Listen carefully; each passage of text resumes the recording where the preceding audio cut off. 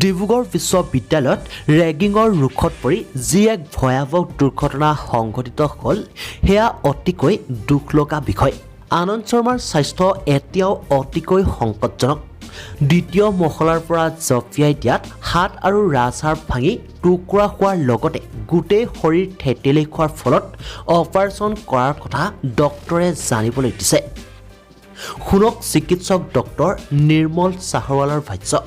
গাটো অলপ থেতেলা খাইছে, যাৰ গাত বিষ আছে, হাতৰ হাড়ডাল ভাগিছে আৰু অলপ এটা গুৰুতৰ মানে দুখ পাইছে। এইটো ৰাজহাড় এডাল একেবাৰে কেইবা টুকুৰা হৈ ভাগি গৈছে আৰু সি কিছুমান স্নায়ুৰ ওপৰত, নাৰ্ভৰ ওপৰত অলপমান হেঁচা দিছে। ৰাজহাড়ৰ কিছুমান মানে আধুনিক মানে টাইটানিয়াম বুলি তেনেকুৱা কিছুমান মানে ধাতুৰ কিছুমান এই ৰাজহাড়ৰ টুকুৰা পায়, তেনেকুৱা এটা লগাই দিয়া হ'ব। কেলে এই ৰাজহাড় কিন্তু ভাগি গ'ল, তাৰে কিছুমান টুকুৰা কামত নাহিব। আৰু মুখ্যমন্ত্ৰী ডক্টৰ হিমন্ত বিশ্ব শৰ্মায়ো এই ঘটনাৰ সন্দৰ্ভত ডিব্ৰুগড় আৰক্ষীক তদন্ত কৰিবলৈ নিৰ্দেশ দিয়াৰ কথা কয়।